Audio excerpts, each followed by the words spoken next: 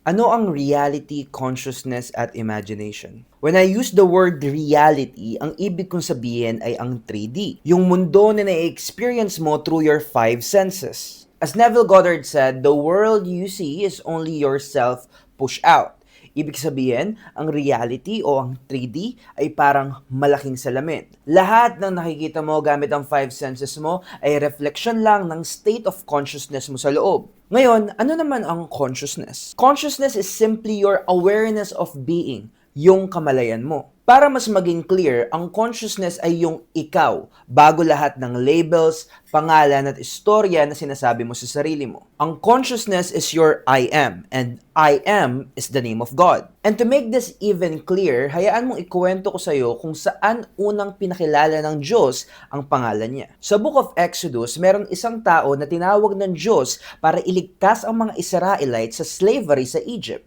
At yun ay si Moses. Habang nag-aalaga siya ng mga tupa sa disyerto, napansin niya ang isang mahiwagang burning bush. Nag-aapoy pero hindi nauubos. Lumapit siya at doon siya tinawag ng Diyos. Moses, Moses. At dito binigyan siya ng Diyos ng misyon na ilabas ang mga Israelites mula sa Egypt. Pero bago siya sumang-ayon, tinanong ni Moses ang Diyos. Kapag tinanong nila ako kung sino ang nagpadala sa akin, anong isasagot ko? At dito, unang ipinakilala ng Diyos ang pangalan niya. I am that I am. Tell them, I am has sent me to you. Exodus 3 verse 14. Napaka-importante nito kasi dito unang ipinahayag ng Diyos kung sino siya. Hindi niya sinabing, I am Jehovah o I am the Almighty. Ang sinabi niya ay, I am. Ibig sabihin, ang Diyos ay hindi malayo sa iyong nakaupo sa langit. Ang Diyos ay ang kamalayan mo, ang iyong I am.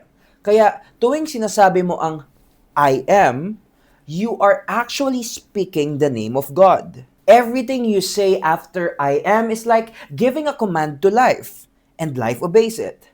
Kung sasabihin mong I am tired, I am poor, I am lonely, yun ang magiging realidad mo.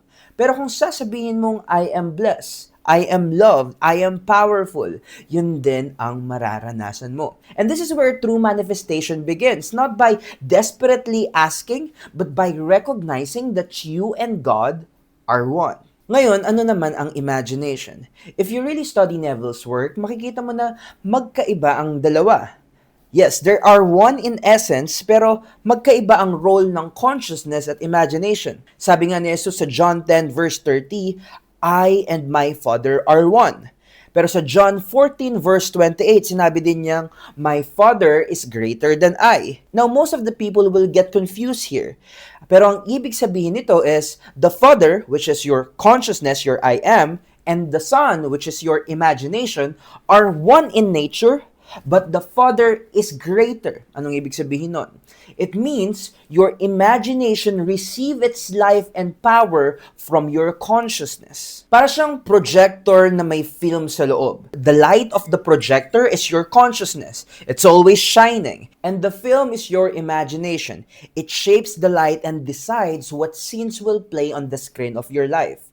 If you change the film, the picture on the screen changes automatically. But without the projector light, the film cannot show anything.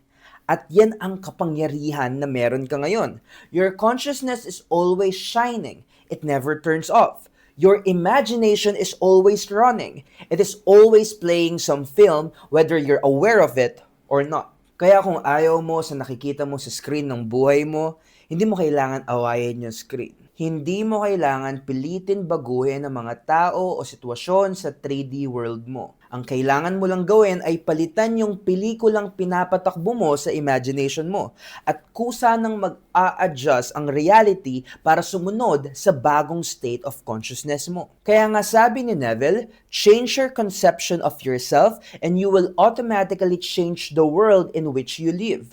So starting today, I want you to pay attention to two things. Yung mga salitang sinasabi mo pagkatapos ng I am, at yung mga images at mental scenes na pinapatakbo mo sa imagination mo araw-araw. Dahil yan ang dalawang powerful tools na meron ka. And that's also the key enable for you to operate your own reality.